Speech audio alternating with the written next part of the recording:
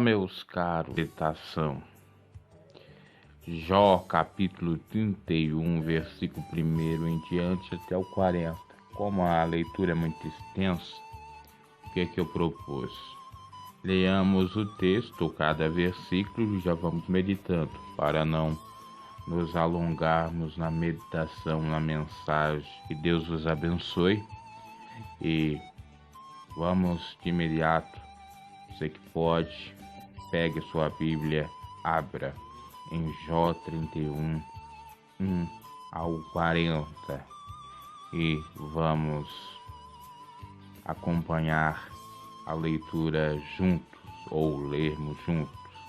Se você não pode, por uma razão ou outra, nos escute, então, ou me escute. Que Deus está falando conosco através da sua palavra, pois é a boca dele falando conosco quando lemos a sua palavra, e quando oramos é nós buscando a face do Senhor e lembrando que esses dois procedimentos, como diz em 1 Timóteo 4:5, são a única forma ou uma das para que tenhamos santidade. Eu diria, se não é a única, mas a melhor das, ok? Vamos então à meditação. Fiz o concerto com meus olhos, capítulo 31, versículo 1. Como, pois, os fixaria no mar virgem? Segundo o encabeçalho e o título dessa passagem, Jó declara sua integridade nos seus deveres. Então aqui a primeira sentença que ele, aliás, é uma indagação que ele faz diante do Todo-Poderoso é essa: fiz concerto com meus olhos, como, pois, os fixaria numa virgem?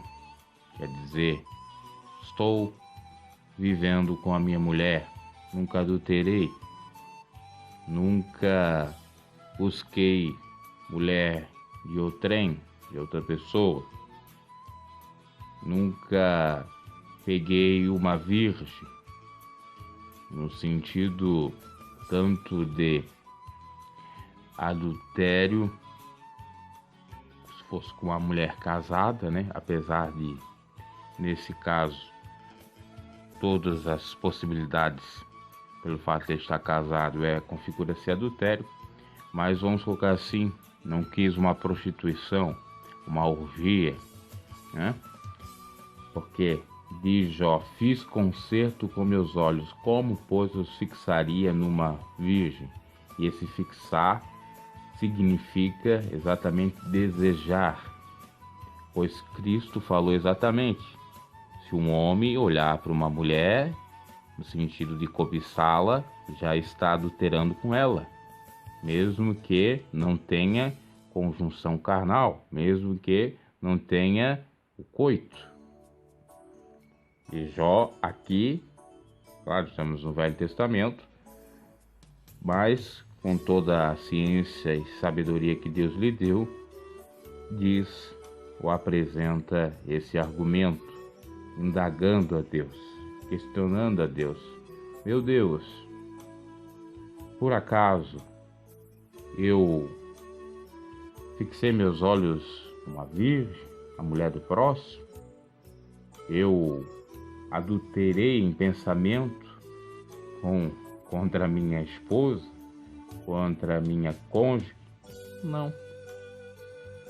Pois fiz um concerto com meus olhos, ungi meus olhos com o colírio divino. Não coloquei diante dele coisas más.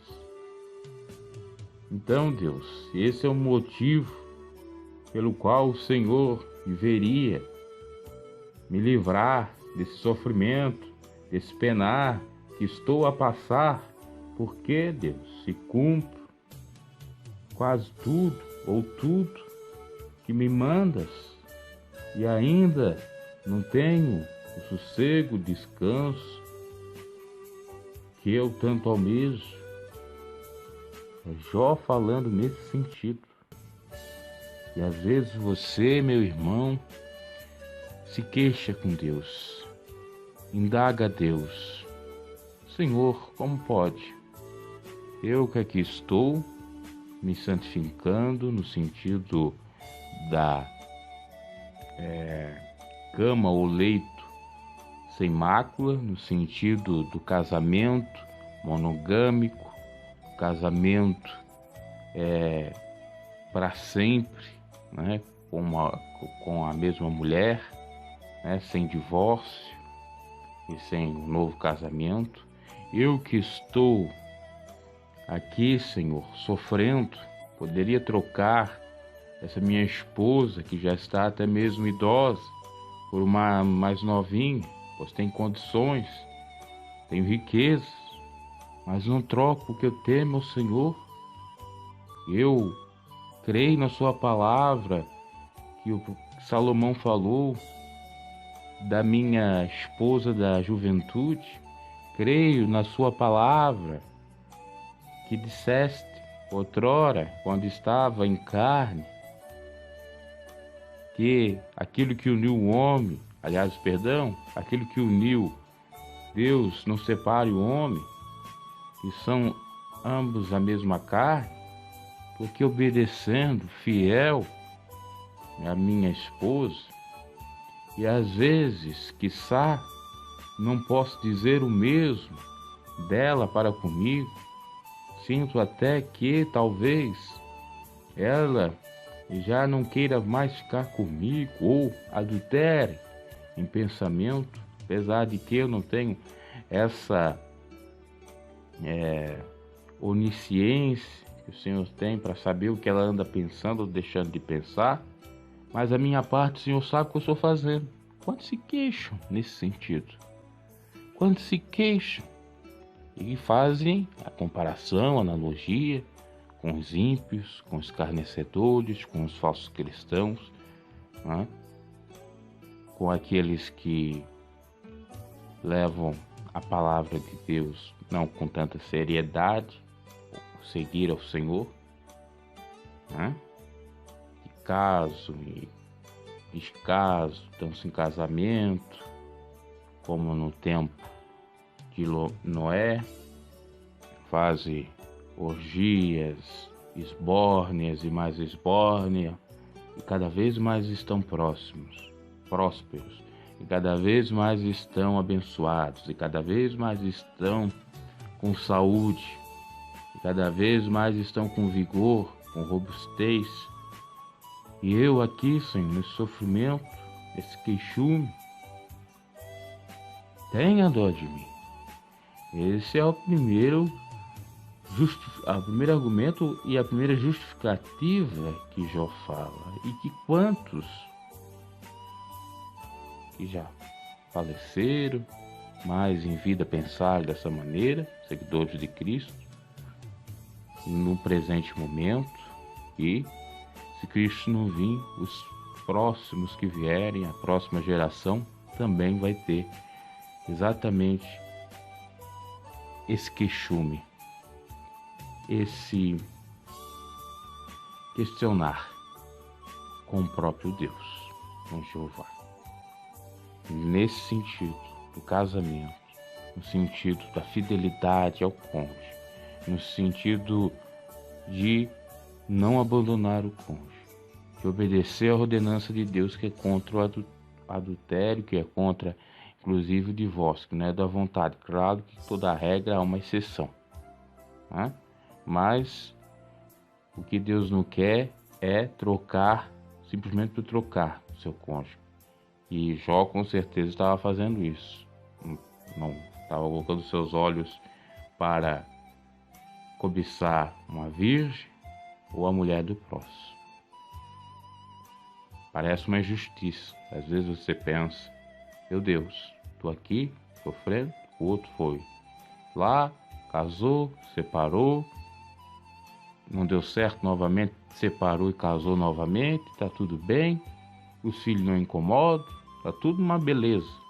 E eu aqui com esse sofrimento, meus filhos não me obedecem, meus filhos estão contra mim, a minha esposa também não dá bola, carinho para mim, não temos união, como tínhamos outrora, está uma calamidade a minha vida. Porque, Senhor, temo tanto a Ti. Tu dizes em Sua palavra que o temor é o princípio de toda sabedoria. E por que está acontecendo isso? Estou sendo sábio, mas parece que estou sendo otário. Porque o meu próximo, porque os meus amigos, meus conhecidos, dizem isso, que sou otário, que sou retardado, que não sei aproveitar o tempo, que não sei aproveitar a vida, a minha juventude, meu vigor. Como, Senhor? E os outros fazem isso e aquilo outro, e parece que nada de ruim sucede. Cadê aquela tua palavra, meu Pai? Que tu não deixa escarnecer aquilo que o homem semear, ele vai colher? Cadê a minha colheita? Quando eu estou semeando segundo o pré-requisito da sua palavra, segundo, melhor dizendo, as diretrizes da sua palavra, estou na conformidade da tua palavra, estou ouvindo a sua palavra e praticando, a colheita tem que ser bênção. Mas parece que eu estou tendo maldição, como aqueles que simplesmente ouvem, mas não obedecem a tua palavra, estão tendo justamente o contrário, é uma inversão de valores. Estou recebendo a bênção. Meu Deus, eu já não entendo mais nada, estou confuso.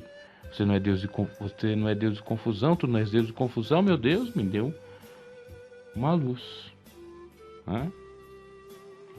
Quantos já pensaram dessa forma? Mas Deus tudo conhece, Deus tudo sabe, Deus prova todo cristão como ouro é provado no fogo. Jesus disse: no mundo tereis aflições, mas tende bom ânimo que eu venci. Nós não estamos aqui simplesmente para ganhar bênçãos materiais dessa vida, e nem tampouco para sofrer ad eterno, no sentido da vida toda. Tudo com equilíbrio, temperança, moderação, que é um fruto do Espírito Santo. Deus quer ver-nos alegres, porque também é esse fruto do Espírito Santo. Deus quer nos provar para ver se nós não o abandonamos nos momentos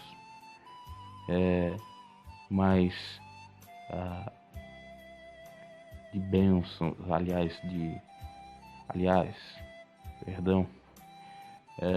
Deus quer ver se nós não o abandonemos,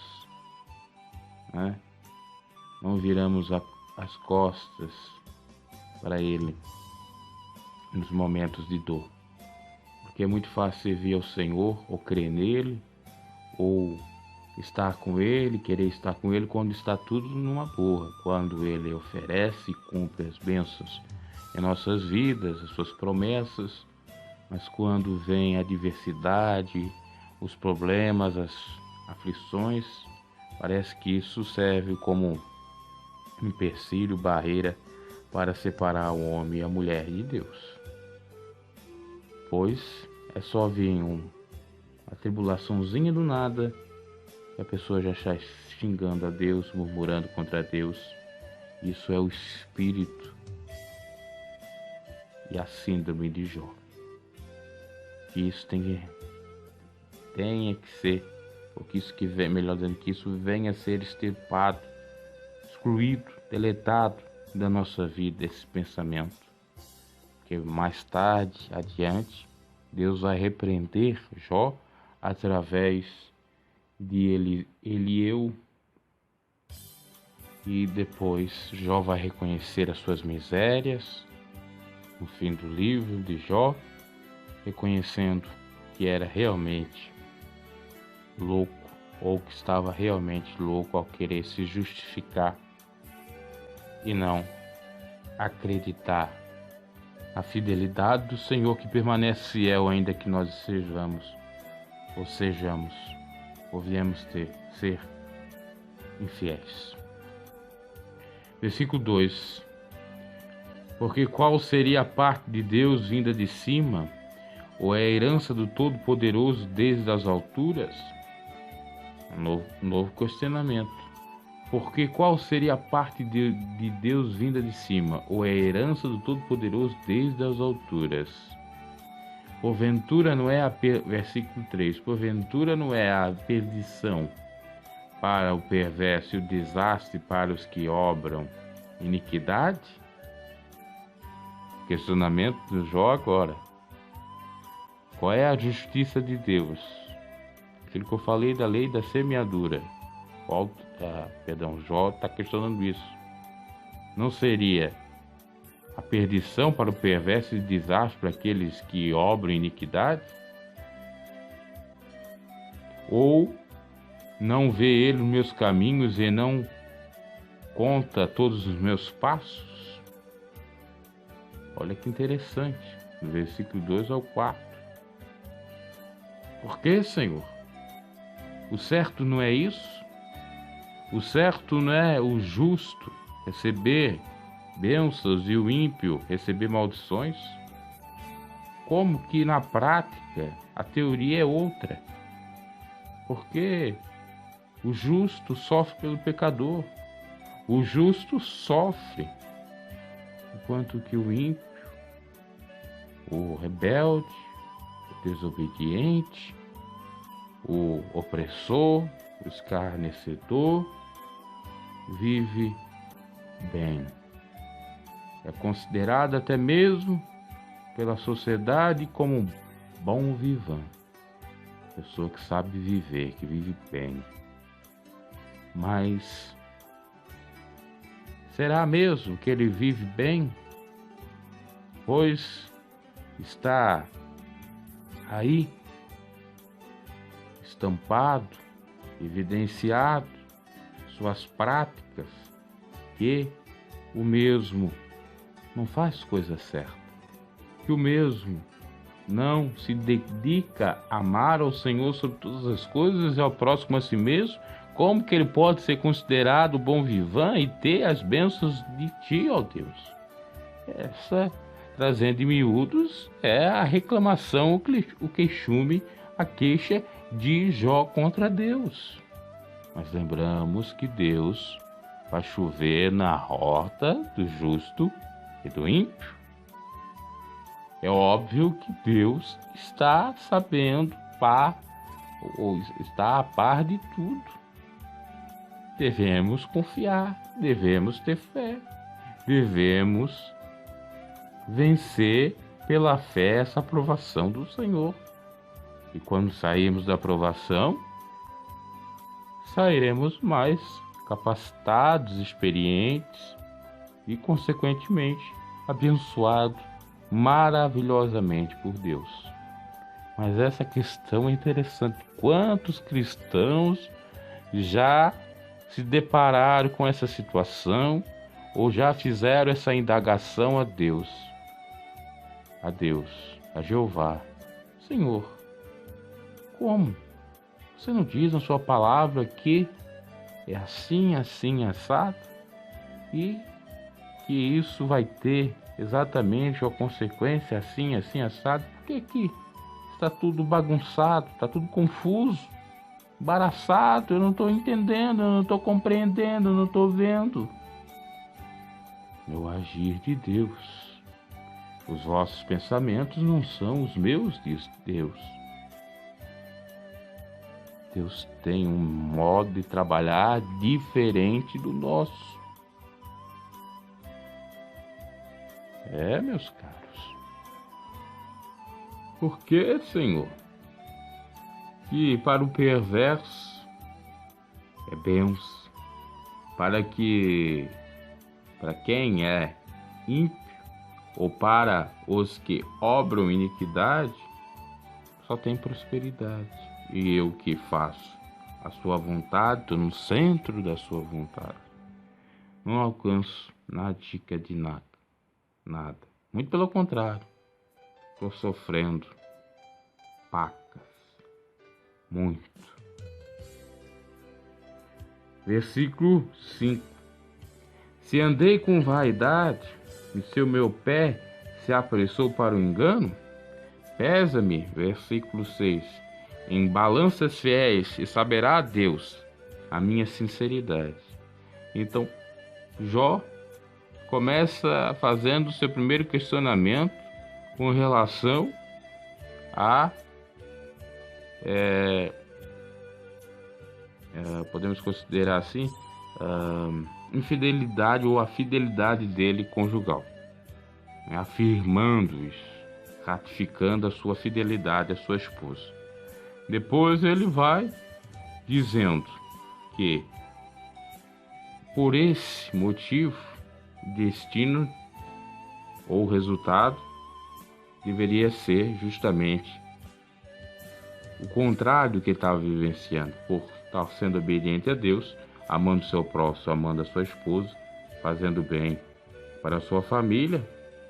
Por que teria que vir a ira de Deus contra ele e penar a maldição do Senhor?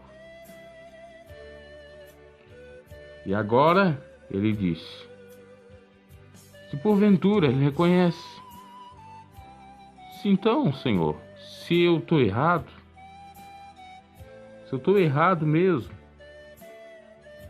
se meu pé se apressou para o engano, para a falsidade, se andei com vaidade, no sentido vão da vida, então pese na balança, balanças fiéis, balança da verdadeira justiça, e saberá, Deus, a minha sinceridade, e saberás, Deus, a minha sinceridade. Estou sendo sincero, estou sendo puro, estou procurando ser transparente. Jó procurando exatamente a se justificar, mas nós vimos pela palavra de Deus que quem nos justifica é a palavra, é a fé na palavra e é Jesus. Então, quem pode nos justificar, nos livrar do mal, nos livrar do jugo desigual, nos ajudar em N situações, é somente, claro, já estou falando do Novo Testamento, por intermédio de Jesus. Aqui no caso era Deus, né? E ainda não tinha vindo o Messias. Então Jó diz o seguinte: porventura, se eu fiz isso, fiz aquilo, Senhor, se você colocar na balança, você vai ver que se eu tenho algum defeito, eu tenho muito mais virtude do que vicissitudes. E muitos cristãos fazem isso. Senhor, se eu tenho pecado, é óbvio que eu deva ter, mas Senhor, eu estou procurando a santidade e ser mais justo do que pecador. Estou arrependendo, estou procurando ter a tua presença, me humilhar diante de ti para ser exaltado. O que está acontecendo, meu Pai? É isso. Senhor, olha o sofrimento, olha a perseguição, olha a luta. Olha, estão me caluniando, olha, estão maquinando contra mim, para me derrubar no emprego, para me derrubar na minha profissão, para até mesmo infiltrar na minha família e fazer com que a minha família se vire contra mim, para que haja ruptura total, para que eu fique no charco de lodo, ou que eu volte charco de lodo, para que me venham me ver no lamaçal, para que venham me ver exatamente no fim. Olha, Deus, estão fazendo isso. Olha, Deus, estou sofrendo isso, aquilo. Quantas vezes nós pensamos assim? E Jó não acaba, continua, porque a resposta de Deus não veio, vai continuando. Se os meus passos se desviaram do caminho, e se meu coração segue os meus olhos, E se as minhas mãos se apegou a alguma coisa, então semei eu, e outro coma, e seja a minha descendência arrancada até a raiz. Olha só como Jó vai se alterando, vai se indignando, vai cada vez tendo um sentimento de indignação, sentimento, seria até mesmo um ressentimento, uma mágoa, ou até poderia até colocar aí uma raiva por estar naquela maneira, naquele cenário, naquela situação, naquele estado. E Deus parece que tá nem aí para ele, parece que os ouvidos de Deus estão tampados, não estão encolhidas para ouvir a sua oração e para, respectivamente, abençoar. E aí? Parece que Deus virou as costas para Jó. Parece que não existe nada. Ele nem existe. O silêncio de Deus é um problema para muitos. A falta de resposta divina, meu Deus, fica a questão: será pecado? Será aprovação? Mas sempre já vem aquela questão: é pecado. Os murmuradores, como no caso de Jó, já falaram exatamente isso. Não, olha, tá em pecado, tá servindo o Senhor de verdade. A primeira coisa que vem em mente é isso: é pecado. O silêncio de Deus é um problema, tanto para a vida do cristão, para ele próprio, que ele se sente inferiorizado, abatido, afligido, quanto para os que estão ao redor, os adeptos de Satanás mesmo, que ficam acusando, que ficam o tempo todo fofocando, falando isso e aquilo, dando pré-julgamentos, sendo preconceituosos. Não é fácil, tarefa muito árdua, mas que em nome de Jesus você pode vencer. Jó estava se sentindo dessa maneira: meu Deus, por que tu não me responde?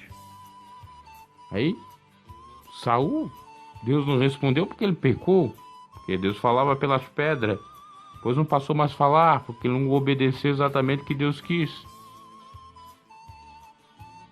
E Deus disse: eu quero mais obediência do que sacrifício, eu quero obediência do que sacrifício. Aí Saul, todo perdido, foi consultar a Petonisa, foi consultar uma vidente, e deu no que deu, acabou se matando. Mas Jó foi resistente, questionou a Deus, não foi recorrer a uma vidente, a um macumbeiro, um feiticeiro, um ocultista, não foi atrás de nenhuma força estranha, mágica, não. Questionou com o próprio Deus. Isso também é interessante para nós meditarmos. Porque às vezes Deus fica em silêncio e o povo logo já esquece de Deus.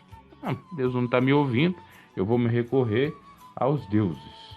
Eu vou buscar outras correntes doutrinárias.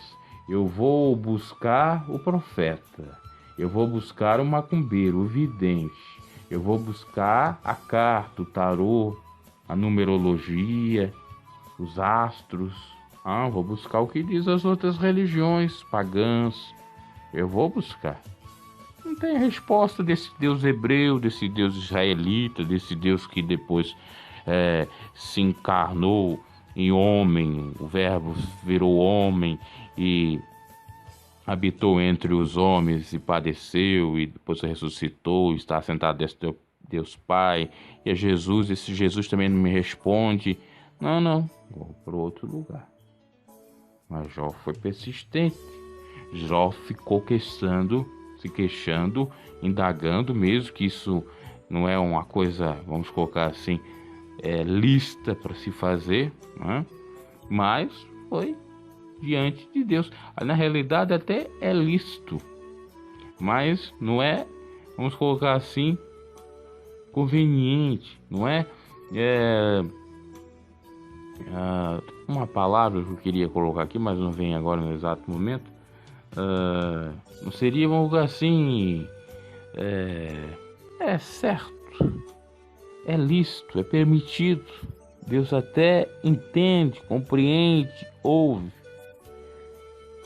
mas agora talvez sim essa palavra é um ato de uma pessoa tola, que não confia plenamente. No entanto, se analisarmos de outro prisma, pode soar isso exatamente como uma atitude de fé, de persistência e de determinação, assim como teve Jacó com o anjo. Essa é a questão também. Então vamos lá, meus caros. Vamos seguindo. Jó fala: se os meus passos desviarem do caminho, se meu coração segue os meus olhos e as minhas mãos se apegou a alguma coisa, então semeie eu e outro coma. Quer dizer, então eu vou trabalhar, vou ser escravo, e o outro que coma, que receba o dinheiro, o salário daquilo que eu trabalhei, que goze no meu lugar, que receba o salário no meu lugar e etc. E que a minha descendência, quer dizer, a minha prole, seja arrancada, extirpada até a raiz, que se acabe, que não prossiga mais na face da terra. Olha só, Jó chega a tal arrogância, a tal presunção,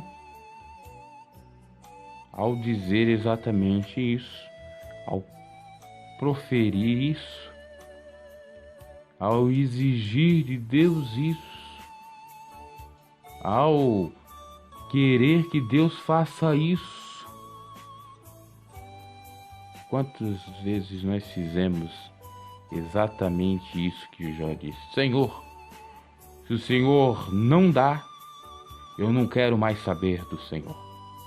Se o Senhor não fizer, eu abandono o Senhor e quero que o Senhor acabe com a minha vida ou acabe com meus familiares. Aqui me recordo já da passagem do profeta Jonas, que disse que não era melhor que os seus e queria exatamente falecer porque Deus não cumpriu o que tinha falado. Também temos o caso de Elias, que se achou-se, que achou o tal, né? Foi o boçalzinho, estava bem boçal, dizendo que não, só tem eu aqui que não se aprostrou diante de Baal, e os demais, todos eles, estão se curvando em Baal. Eu não quero, não sou melhor que meus pais, eu quero morrer. Mas Deus foi lá e mostrou justamente o contrário. Ele ajudou, ele deu a comida, ele deu a bebida e disse: esforce, siga na caminhada. Tanto é assim que ele conseguiu o quê? O arrebatamento. Ele não viu a morte. E Deus preparou 7.000 homens que não tinham se curvado diante de Baal. Então, às vezes, o nosso olhar nos deixa, a imagem deturpada, uma imagem embaçada, uma imagem que está assim distorcida, nossa própria imagem, aquilo que vem aos nossos olhos, reflete aos nossos olhos, que nós vimos às vezes, por falta de discernimento de fato de Deus, é que nos acaba, porque exatamente esse olhar distorcido e esse também pensar distorcido é que acaba acabando destruindo vidas, fazendo mal a nós. Como já disse, nossos pensamentos não são de acordo, ou não estão de acordo, pode até estar, melhor dizendo, né? Mas os nossos pensamentos não são os pensamentos de Deus, é isso. Nossos pensamentos não são pensamentos de Deus. O nosso olhar, o nosso enxergar as coisas não é da mesma maneira de Deus. Até porque Ele é onisciente, sabe todas as coisas. Todas as coisas estão nuas e patentes aos seus olhos. Nem a metade das coisas, nem 20, 30% das coisas estão claras para nós. Tem que ter a revelação de Deus. Tem que haver a permissão dele para revelar esses mistérios. Quando não há, nós estamos cegos. E a cegueira espiritual e o confiar no seu próprio conhecimento, pensamento, é que dá exatamente uma sensação de que não exista Deus, que isso veio do Big Bang, que nós viemos da evolução da espécie, que não existe nada, que nascemos, crescemos e morremos e pronto, acabou. É a teoria do aniquilamento, ou seja, isto é, morreu, acabou-se tudo, não tem vida eterna, não tem nada. E aí você acaba distanciando de Deus e, por conseguinte, cumprindo exatamente essa sua crença, porque é uma profecia que você se cumpre pelo fato de que, se você não crê em Deus e não for batizado, jamais será salvo, será morto, ou estará morto, ou irá para, melhor dizendo, para a segunda morte, que é ser lançado num lago de fogo. Então, é necessário, imprescindível, visão espiritual, pensamento divino, ter a mente de Cristo. Então, se eu não tenho isso, parece até, se nós analisar assim friamente, uma birra, uma marra de criança. Se não dá isso, mamãe, se não dá isso, papai, eu não quero. Se não dá isso, eu não faço nada, eu não vou, eu não quero. Parece isso.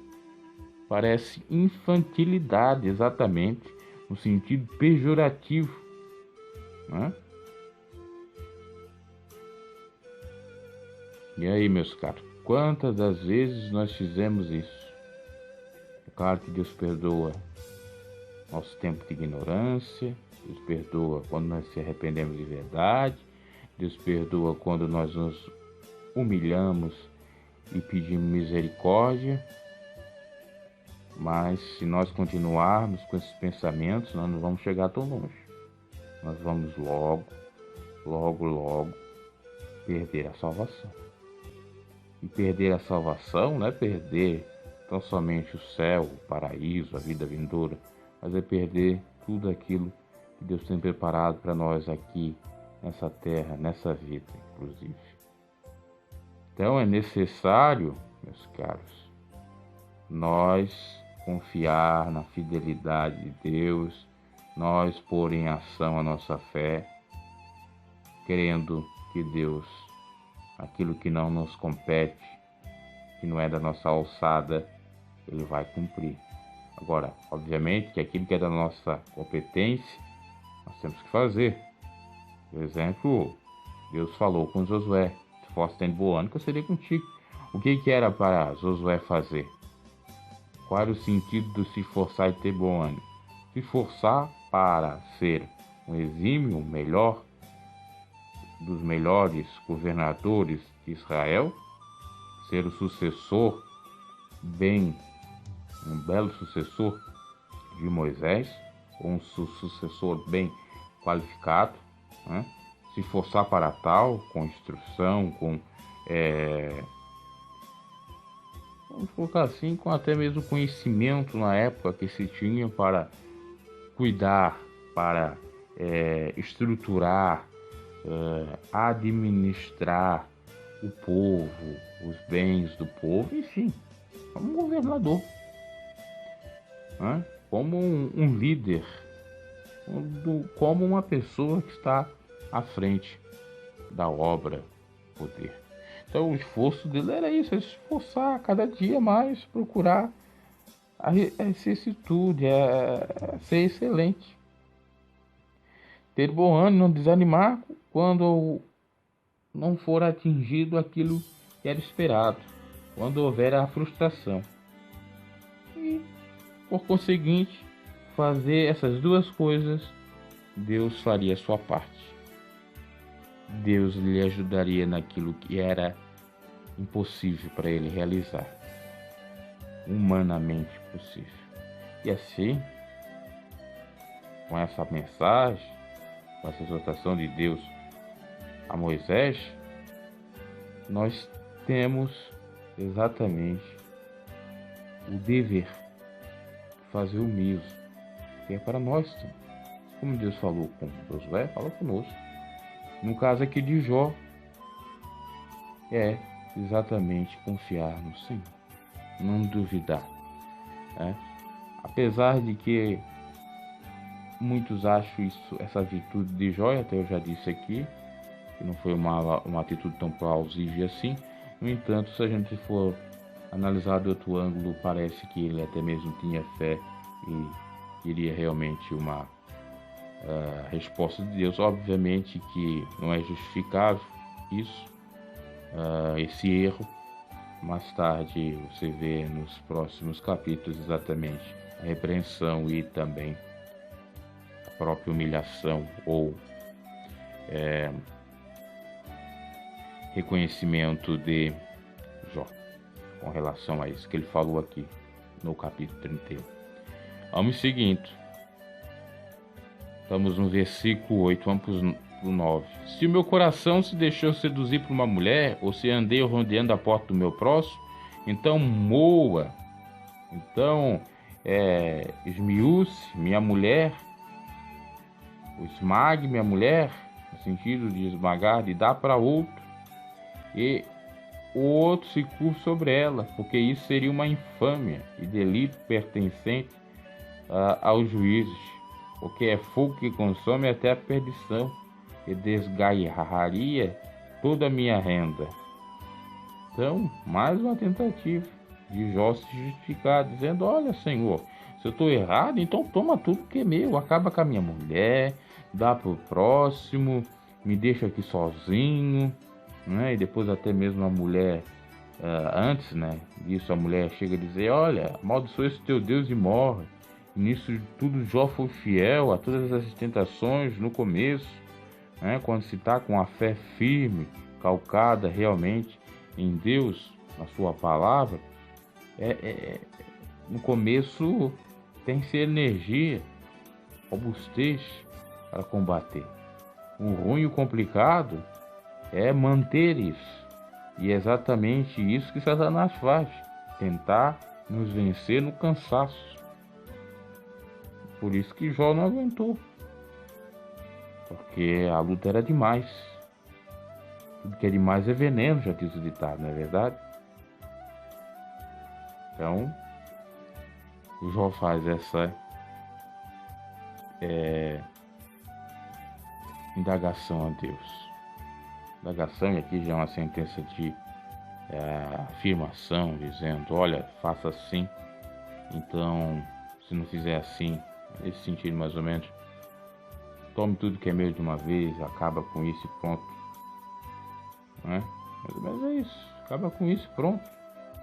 Se eu não sou justo o suficiente, se não estás olhando para mim, se não queres saber de mim, então já acaba com isso de uma vez.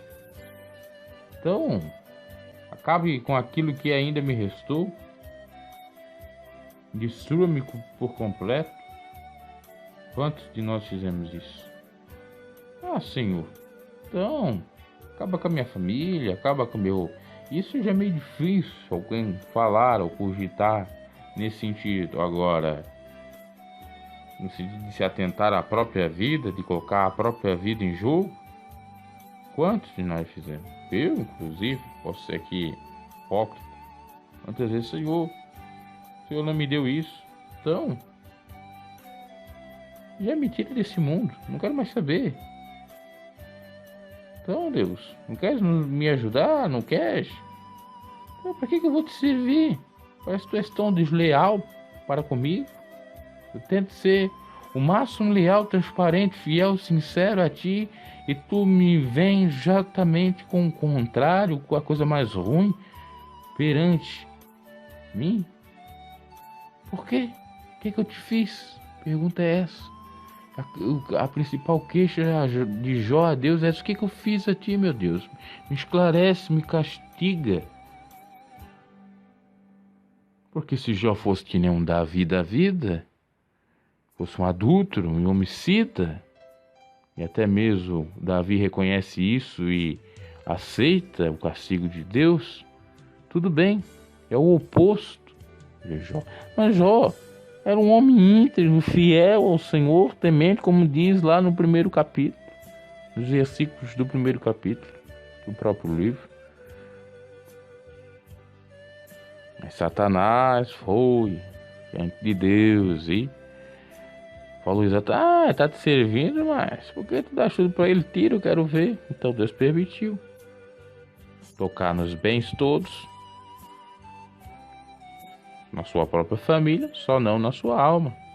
Mas até a sua alma, no sentido de ser a sede ou a sede do sentimento, já estava sendo corrosiva ou corrompida, estava sendo deturpada, fingida, afligida por tamanha angústia, tamanho sofrimento. Por isso é que Jó toma essa atitude até desesperada e, como depois repreendido mais tarde, loucamente, uma atitude louca. Mas parece que fez necessário pelo fato de ser um desabafo de Jó. Às vezes a gente precisa exatamente dar o desabafo, fazer esse desabafo com Deus. E Jesus disse, aliás, foi Paulo que falou, né? Para lançar todas as nossas... Jesus também falou um pouco disso. Para nós lançar todas as nossas ansiedades ao pé de Cristo. Para nós não andarmos ansiosos. Jesus falou para nós não andarmos ansiosos. Paulo falou para nós lançarmos todas as ansiedades diante de Deus, ou de Jesus. Então Jó fez isso. Apesar de isso não ser, como já disse, e muitos entendem nesse sentido, que não seria o certo, que não seria uma atitude de uma pessoa sábia, mas de louca, no desespero. Compreensível, mas não é o certo. Mas quem pode também falar mal de um servo de Deus? Quem era Elieu para repreender Jó? Porque se talvez ele tivesse a mesma condição de Jó, faria a mesma coisa ou até pior. Mas claro que ali já foi tudo permissão de Deus para que Jó reconhecesse, deixasse o ego de lado, carregasse a sua cruz de cada dia e seguisse a Deus. E é assim que nós temos que fazer, meus caros. Deixar o ego de lado, o ego, esse eu nosso, de querer só as coisas boas, pertencer às coisas boas, né? De ter aquela ambição, não assim, a ambição no sentido pejorativo, aliás, não de ter a ambição boa, mas a ambição no sentido pejorativo, ela faz com que a gente perca exatamente o raciocínio, né? E aí cometa uma série de insanidades, que é a ambição normal de ter o básico e procurar sempre o melhor para si. Não tem problema nenhum, pecado algum. O problema está exatamente em se apegar a essa ambição, fazer o mal em nome dela, né? Isso tudo tem a ver com o ego, né? E até essa questão de nós não queremos sofrer e padecer também é o ego. Tem que ser deixado de lado, como João Batista disse. É necessário que eu diminua e Cristo agora apareça, cresça. Então, quantas vezes nós fizemos isso que Jó está nos dizendo até o versículo 9? aliás, 11, né? Vamos para o 12. Nós já lemos o 12. O 13. E se desprezei o direito do meu servo ou da minha serva quando eles contendiam comigo, então o que faria eu quando Deus se levantasse, e inquirindo a causa que lhe responderia? Aquele que me formou no ventre não fez também a ele, e não nos formou do mesmo modo na madre? Agora Jó questiona a Deus no sentido dele como patrão com relação aos empregados. Desprezei o direito do meu servo, daquele que trabalha comigo, não di aquilo que eles tinham por direito, não os ajudei, não estendi a mão para o próximo, para o necessitado, porque se eu fizesse isso, Deus tinha se levantado contra mim. E o que eu fazia se Deus se levantasse, inquirindo a causa que ele responderia? Perguntando acerca da causa que ele responderia, né? Quando ele se levantasse, quer dizer, se eu não ajudasse o próximo, Deus viesse com a pergunta: sim, quem és tu para não ajudar o seu próximo? O que é que Jó poderia fazer? O que nós poderíamos fazer? Exatamente essa questão que ele menciona aqui, no sentido, claro, de ele ser obediente a isso também, que estava lá na lei, de ser pessoa benevolente, benigna, misericordiosa com os seus servos. Aquele que me formou no ventre não fez também a ele? Quer dizer, aquele que me formou no ventre não fez também a ele? Aqui até pode ser uma questão meio dúbia, ambígua. Esse a ele com minúsculo deve estar se referindo exatamente ao servo. Aquele que me formou no ventre não fez também ele, quer dizer, aquele que me formou no ventre da minha mãe também não fez o servo? Ou não formou do mesmo modo na mata? Esse retive que os pobres desejavam, ou fiz desfalecer os olhos da viúva? Aí vem a questão do pobre, da viúva, dos órfãos. Ou só comi com o meu bocado e o órfão não comeu dele? Isso era o mandamento da lei, ajudar as viúvas, né? Até o dízimo era para isso. A viúva, o órfão, o pobre necessitado, com seus dízimos, com suas ofertas ao templo e também com as suas doações para eles mesmos, né, diretamente. Porque desde a minha mocidade cresceu comigo como seu pai e eu guiei desde o ventre de minha mãe. Versículo 18. Porque desde a minha mocidade cresceu comigo como seu pai e guiei desde o ventre da minha mãe. Versículo 19. Se alguém vir perecer por falta de vestido e ao necessitado por não ter coberta, se os seus lombos não me abençoaram, se ele não se aquentava com as peles dos meus cordeiros, se eu levantei a minha mão contra o órfão que na porta via minha ajuda, então caia do ombro a minha espádua, e não é espada, é espádua, e quebre-se o meu braço desde o osso. Mais uma tentativa de justificar aqui Jó dizendo: então, se eu fiz tudo errado, me castigue, me assole. Nós fizemos muito isso. Se eu não ajudei o próximo, se eu não fiz isso, se eu me esquivei de olhar e desejar a mulher do próximo, se eu não roubei, se eu não peguei aquilo que não era meu, aliás, se eu não peguei aquilo que não era, exatamente, se eu defraudei, se eu assolei, se eu violentei, se eu machuquei o próximo, então me castigue, me mate, me destrua. É isso que o Jó está dizendo. Quantas vezes nós fizemos? Às vezes nós fizemos perjuro, juramos na Bíblia Sagrada: olha, eu juro aqui o que eu não fiz. Muitos fazem falsamente, má fé mesmo, juram e fizeram, mas outros, de fato, para ratificar que são santos, justos, mas Deus continua no silêncio. E como estava dizendo no início, ou na metade da mensagem, o silêncio de Deus é um problema, porque sempre vem a mente o pecado, tanto estão de fora quanto é da gente mesmo. É um pecado. A gente não pensa que é uma aprovação, né? A gente não pensa que é o próprio Deus que assim quis, né? E que está trabalhando silenciosamente, né? Porque o silêncio de Deus não quer dizer que ele esteja não trabalhando, não cooperando, né?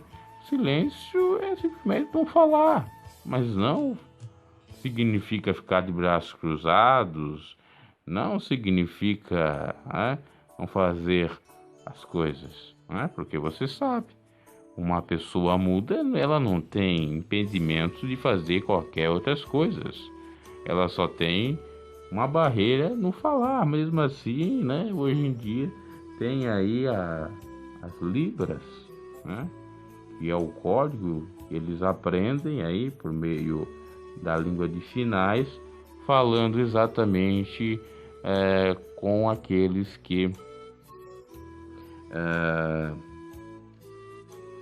sabe falar, né?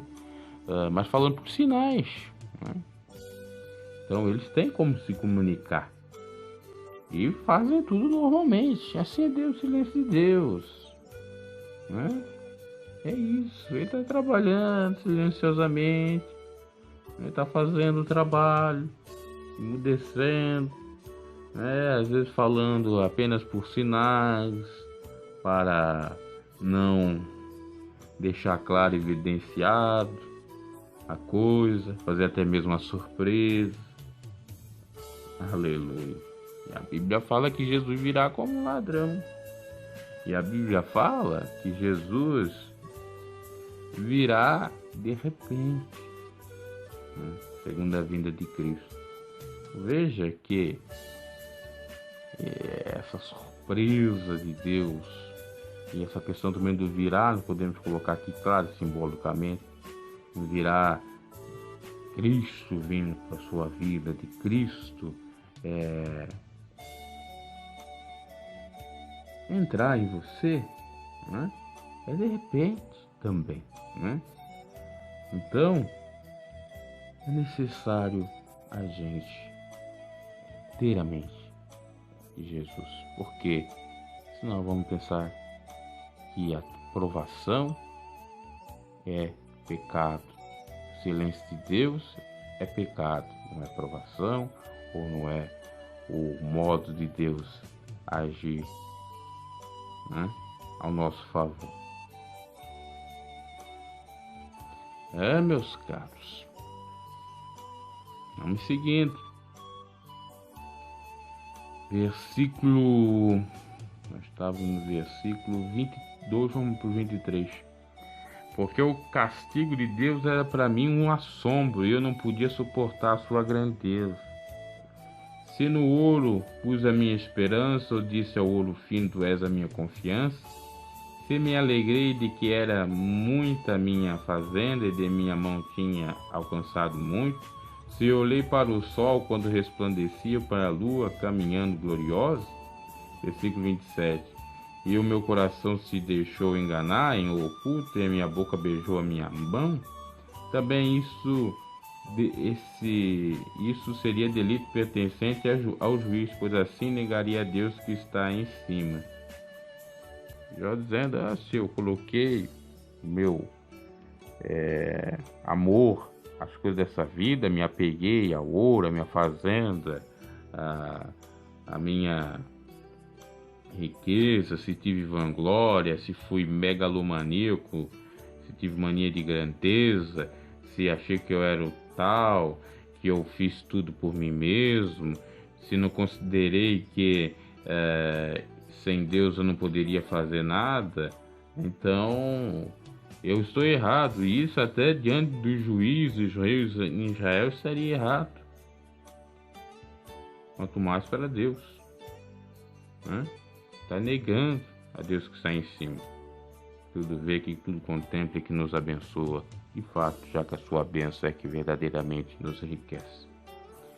Se me alegrei da desgraça do que me tem ódio, e se exultei quando o mal o achou.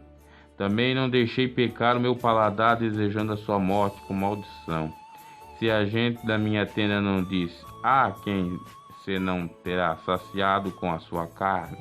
O estrangeiro não passava a noite na rua, minhas portas abria ao via andante. Via andante. Se como Adão encobri as minhas transgressões, ocultando meu delito no meu seio, trema e eu perante uma grande multidão e o desprezo das minhas famílias me apavore e eu me cale e não saia da porta. Então aqui Jó ainda segue falando se ele se alegrou com a caída do próximo, se ele desejou mal para o próximo, se ele se achou vingado ou vingado ao ver alguém caído e qualquer coisa nesse sentido, se vangloriou por conta disso, né? Se começou a amaldiçoar ou a falar imprecações contra Deus e contra o próximo, se não olhou para o estrangeiro, não ajudou tudo que mandava a lei mosaica, né? Se não ajudou o viandante, que é o estrangeiro, né? Que é errante, para lá e para cá, se encobriu as transgressões como Adão, né? Quando ocultando seu delito no seu seio, né? Quando pecou e tal, quando viu que estava nu. Então, trema eu perante uma grande multidão, desprezo da minha família, enfim. Quer dizer, novamente ele vai falando, agora, claro, ampliando mais a questão, colocando uma série de questionamentos, uma série de situações que seriam condutas errantes, erradas, pecaminosas, e que se ele tivesse feito isso, então queria ser castigado por Deus, tudo dizendo nesse sentido, sendo até mesmo, podemos colocar assim, irônico, né? Porque ele é até uma figura aí da retórica, né? Que ele vai caminhando no sentido de fazer a indagação a Deus e claro, tem um pouco de ironia também, porque ele quer falar justamente o contrário a isso. Quem me dera que me ouvisse, eis que meu intento é que Todo-Poderoso me responda e que meu adversário escreva um livro. Por certo que já estamos no versículo 35, estamos chegando ao final. Por certo que eu levaria sobre meu ombro, sobre mim o ataria como coroa. O número dos meus passos lhe mostraria como um príncipe que chegaria a ele. Se a minha terra clamar contra mim e seus regos juntamente chorarem. Se comi a sua novidade sem dinheiro e sufoquei a alma dos seus donos. Por trigo me produza cardos e por cevada joio. Acabaram-se então as palavras de Jó. Então tudo que ele queria, que no versículo 35, que me dera que me ouvisse. Eis que meu intento é que o Todo-Poderoso me responda e que meu adversário escreva um livro. Isso aqui é o motivo, a razão, né? Dele ter falado isso tudo aí, essas barbaridades até, e se alongado nesse discurso, dele ser, claro, aqui uma oração diante de Deus, questionando exatamente o porquê do sofrimento, assim como já disse. Que é o que acontece de praxe cotidianamente na vida de muitos cristãos, infelizmente, mas também, felizmente, é uma atitude até mesmo de fé, se é para recorrer ao homem, recorrer ao vidente, recorrer à feitiçaria, macumbaria e outras coisas que são desagradáveis a Deus, que então se queixe diante de Deus mesmo. Mas o mandamento é para nós, não andarmos ansiosos e lançarmos exatamente a nossa ansiedade diante de Deus, né? Se que me desse, esse é o desejo, muitas das vezes nosso. Senhor, que me desse você me ouvisse agora, me contemplasse, me desse a sua bênção de fato, que eu tanto almejo há anos e anos, né? Meu Pai, será que é mesmo o pecado, como está lá em Isaías 52, eis que as mãos do Senhor estão prontas para nos, estendidas para nos abençoar, os seus ouvidos não estão agravados ou fechados para não nos ouvir, mas o pecado é que faz essa barreira? Será que é o pecado, meu Deus? Né? Como eu quero que tu me ouças. Como eu quero que os meus adversários e inimigos cessem de estar me perseguindo, falando mal da minha vida, mexericando, fofocando, inventando coisas, caluniando, me injuriando. É que Jó chega a dizer que meu adversário escreva um livro, se ocupe, né, em fazer algo e me deixe livre, né? Que a cabeça vazia é exatamente a oficina do inimigo. Senhor, me ouve. Esse versículo é o chave de toda essa ou de todas essas coisas que foram ditas e faladas aqui na declaração da sua integridade, né? Da declaração da integridade de Jó pelos seus deveres. Então está se justificando, né? E fundamentando, se eu for colocar no direito, o seu direito pelos seus deveres, né? É óbvio que isso agrada a Deus contempla, né? É necessário observarmos a palavra de Deus, no entanto, o modo e o querer e efetuar é só dele. E aí decide nos abençoar a hora que ele quer, ele faz a coisa acontecer a hora que ele quer, né? E nós não podemos ser contra isso. E pronto, ele nos ouve a hora que quer, no sentido de responder a nossas indagações e questões, ele faz a coisa acontecer na hora exata. Até porque ele é longânimo, ele, antes mesmo de nós orarmos, ele já sabe exatamente o que nós vamos pedir, ele já sabia exatamente o que Jó estava falando, pensando, cogitando, e depois isso veio à tona quando ele faz essa oração. Nesse sentido, questionando Deus por conta disso tudo, né? Uma coisa é certa, meus caros, podemos até cair exatamente nesse pensamento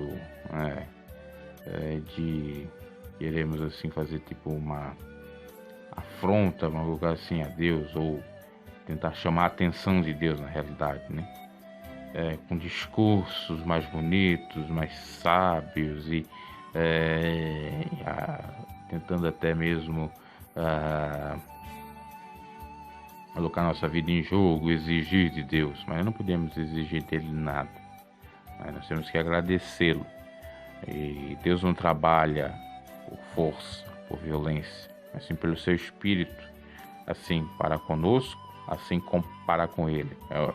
Tudo pelo Espírito.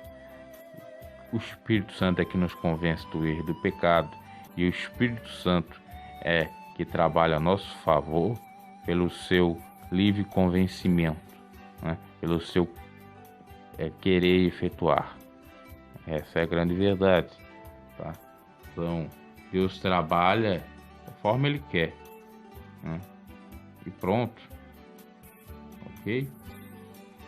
Então nós falamos aí, meus caros, um pouco de Jó. Até eu queria fazer conhecendo melhor a Bíblia com mais mensagens extraídas desse livro, que é muito maravilhoso. Somente aí as orações de Jó, os questionamentos, coisas mesmo básicas e do cotidiano cristão, né?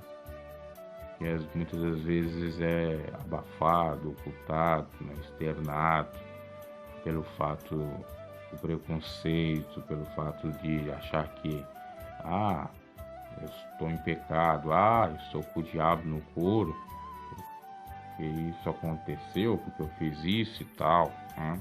Então tem tudo isso. Então, com essa mensagem, a gente vai desmistificando isso, mostrando a luz da palavra de Deus, que muitas das coisas que nós fazemos não é pecado, é só uma burrice, é só uma tolice, é só uma idiotice pela falta de fé, aquilo que Jesus disse para os seus discípulos, homens de pouca fé, né? É só um desespero bobo, equivocado, né? Mas que não vai interferir na sua salvação. E também Deus entende toda essa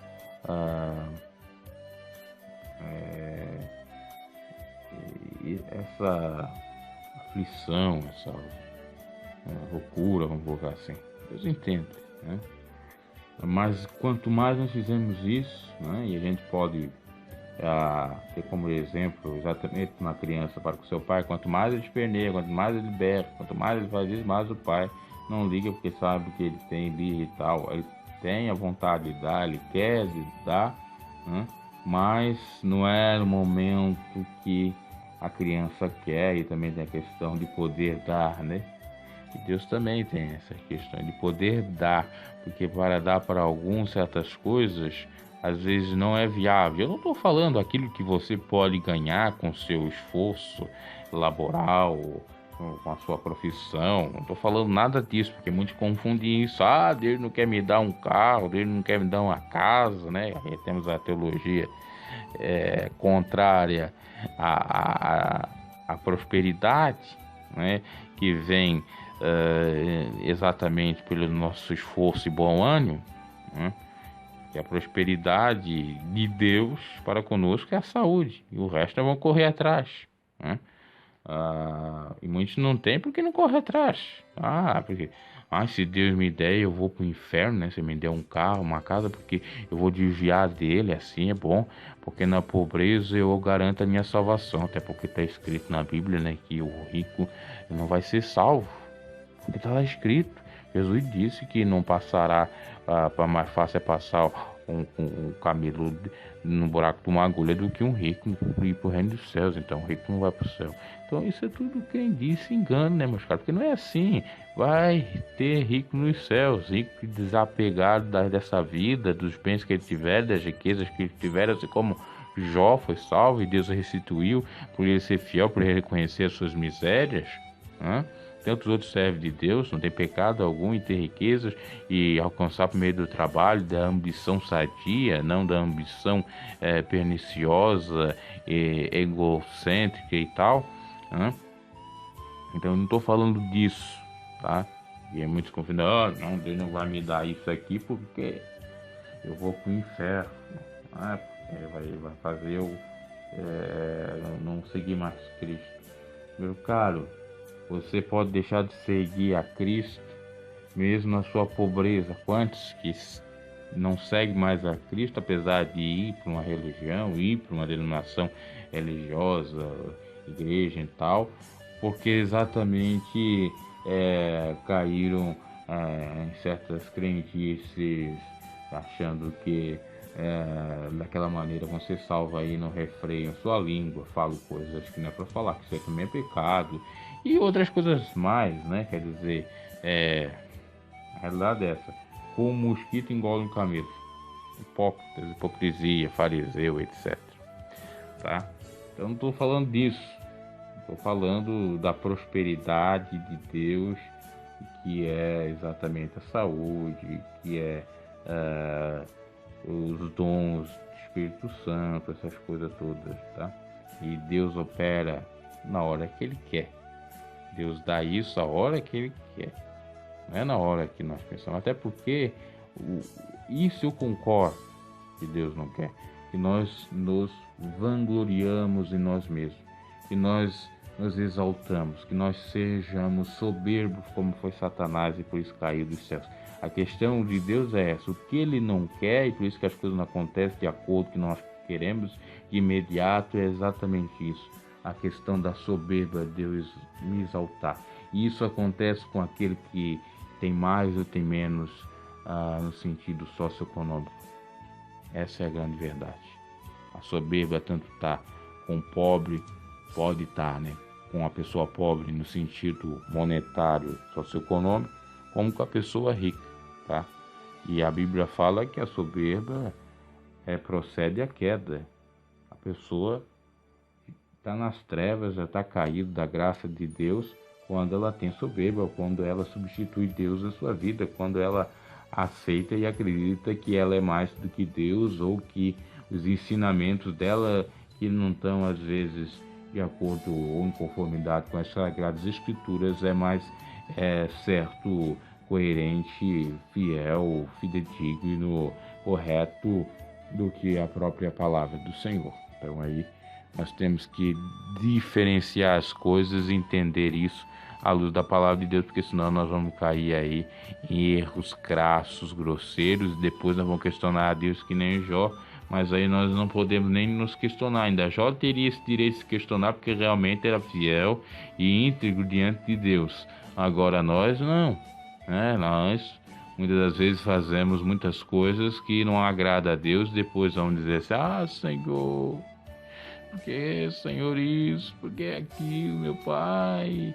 E se eu fiz isso, eu queria que eu fosse castigado, mas você fez isso mesmo. E se você querer de fato isso que você está pedindo e Deus cumprir essa profecia que você está falando, né, você vai morrer. Né? Porque não adianta você perjurar, colocar o nome de Deus em vão, porque Deus não se agrada disso. Ananias e Safira tentaram ganhar o Espírito Santo e não conseguiram, morreram. Então tome cuidado com isso. Tome cuidado com a mentira, a hipocrisia, tá? Tem que ser fiel, fiel de fato. E, acima de tudo, sincero. Porque isso é agradável a Deus, né? Meus caros, então nós fizemos aí um estudo, eu não diria um estudo, uma divagação, né? Dessa passagem de Jó, capítulo 31, versículo 1 até o 40, falando acerca de nós termos autocontrole, moderação, compreendermos Deus, entendermos o silêncio de Deus acima de tudo, que Deus não vai nos ouvir na hora que queremos, que não vai responder na hora que queremos, mas sim na sua hora, pode ser imediatamente, ou como pode ser daqui a alguns anos, ou até mesmo não acontecer nada, né? Porque a Bíblia fala: pedir, nada tens, é porque pedir mal, ou porque não sabe pedir. Quem pede mal, quem pede coisa que não agrada a Deus, não vai receber nunca, né? Agora quem não sabe pedir, aí tem uma tolerância aí, né? Que poderá então alcançar, mas também exatamente na hora que Deus quer, né? E eu não saber pedir, às vezes, como esse caso aqui de Jó e tantas outras situações, né? Que é exatamente tentar se justificar, fazer aquilo que não é o comum ou trivial para Deus, né? Que Ele aceita e tal. No sentido da própria oração, né? Porque nós temos que ser humildes. Jesus disse: se nós não sabemos orar, né, com a oração mais certa, é a oração do Pai Nosso. Oramos o Pai Nosso. Pai nosso que está no céu, santificado seja o teu nome, venha a nós o vosso reino, seja feita a tua vontade, assim na terra como nos céus. O pão nosso cada dia nos dá hoje. Perdoai nossas ofensas, assim como nós perdoamos a quem nos tem ofendido, mas nos livrai do mal. Mas o teu reino é a tua glória, e nos livre do mal para sempre. Amém. Mais ou menos assim. Então, você não sabe pedir? Ore. Claro que Deus não gosta das vãs repetições, você não vai ficar orando toda a vida do Pai Nosso, mas vai aprendendo com o Pai Nosso, entender a cronologia. Como que o Pai Nosso começa? Pai Nosso que estás no céu, santificado seja o teu nome, seja feita a tua vontade. Então primeiro começa adorando a Deus, começa louvando o nome do Senhor. Pai Nosso que estás no céu, é o Pai da terra. Santificado, quer dizer, louvado seja o teu nome. Venha a nós a vosso reino. Né? Quer dizer, chegue-se a mim. Seja feita a tua vontade. Faça a tua vontade em mim, assim na terra como no céu. Ô Pão Nosso, nós cremos, Senhor, que tu pode dar isso. Então, você se pautar por ali, Deus vai lhe iluminar nesse sentido, tá? E a Bíblia fala que aquele que não tem sabedoria, peça a Deus que ele lhe dará. Ok? Então, meus caros, uma mensagem derradeira e final. Não ficamos nos queixando sempre. Pessoa que se indigna toda a vida, ela é a pior de todos os miseráveis, né? Ou das miseráveis. Por quê? Porque ela já perdeu até a dignidade de ser digno, merecedora de alguma coisa. Parece que ela não enxerga coisas boas, é sempre coisas ruins. Parece que não existe, né? Coisas boas na vida. É claro que existe do lado da moeda, né? Mas para muitas pessoas acho que não, essa coisa é ruim, mundial maligno, vou morrer mesmo, não deu certo lá o emprego, não deu certo aqui, não dá, não tenta, não tem esforço, não tem renúncia do eu, não tem continuidade, não tem esperança, não tem confiança, não tem persistência e coisas semelhantes, fé acima de tudo. E aí só fica falando isso, falando, criticando um, criticando o outro, falando mal disso, falando mal daquilo. Não sejamos os amigos de Jó. Não sejamos Jó depois de tanta indignação, né? Apesar de ser compreensível, como já disse isso. Enxergamos coisas boas nisso. Compreendemos. É claro que é válido muitas das vezes o desabafo, né? Isso até psicanaliticamente falando é uma coisa muito boa, tá? Porque joga para fora tudo aquilo que está dentro nos fazendo mal, tá? É muito bom. No entanto, seja moderado, né? E que nós entendemos que o agir de Deus não é de acordo com a nossa vontade, e que o silêncio de Deus nem sempre é por conta de pecado. A falta de responder, a falta de resposta de Deus nem sempre é por conta de pecado, tá? Que Deus nos abençoe e faça compreender melhor isso. E não ficamos tentando nos esticar, comparando nossa vida com o outro, com o próximo, com isso, com aquilo, porque isso para Deus não existe. Deus trata cada um de uma maneira, também tem isso, cada um com as suas peculiaridades, especialidades, né? E Deus tem um modo de tratar cada um da sua maneira. Nós podemos ver a Bíblia Sagrada. Deus não tem um olhar de tirano, ou um modo de pensar e de fazer como de um tirano, de um ditador, de ser pela lei legalista. Não, ele tem exceção à regra. Por exemplo, nós vimos já desde o primeiro pecado, está na Bíblia Sagrada, que foi o homicídio contra o próprio irmão de Caim, matando Abel. Deus sendo tolerável com ele, Deus dando uma nova chance, uma nova oportunidade, né? Deus aí mostrando a exceção à regra quando permitiu então que Caim permanecesse vivo e com uma marca, claro, mas, né, preservou sua vida, né? E justamente por conta disso teve que ter a marca para que o povo na terra não matasse. Então Deus, né, teve compaixão, né, apesar da coisa errada ter sido feita. Então Deus trata cada um de uma maneira, assim como foi compreensível mesmo não sendo certo. O que Jó fez, isso aqui é exceção à regra, tá ok? E Deus sabe o que está acontecendo na sua vida. Deus vai lhe abençoar na hora certa, no momento certo, que não é o agora ou o hoje, poderá ser, né? Mas também pode ser mais tarde. Não acreditais em todo o espírito, toda profecia aí que falo aí, revelamentos, profecias, dizendo, vai receber hoje, vai receber amanhã, uma coisa. Não, na hora de Deus vai lhe revelar até mesmo para você. Pode usar seus vasos? Pode. Mas não fique acreditando muito aí, a examinar se o espírito é de Deus ou não, porque senão você vai se danar muito. Você vai deixar mais de Deus, falar mal de Deus, murmurar contra Deus. Eu diria até que inutilmente, porque Deus nem falou nada disso. Foi coisas do próprio homem que às vezes sabe da sua vida, começa a conjecturar, pensar na possibilidade de amenizar aquela tua dor, inventando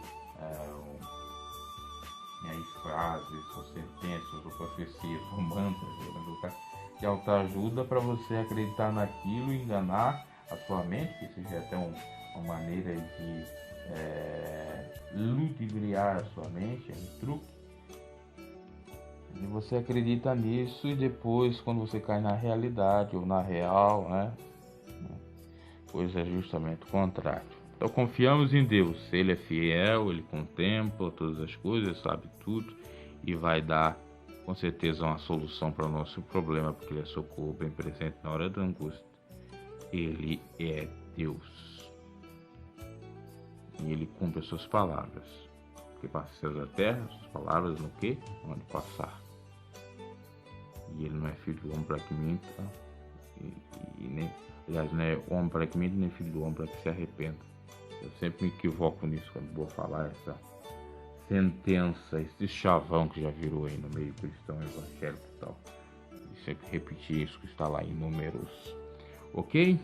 Então, sem mais delongas, encerramos aqui essa mensagem. Que Deus os abençoe. Até a próxima edição do Conhecendo Melhor a Bíblia.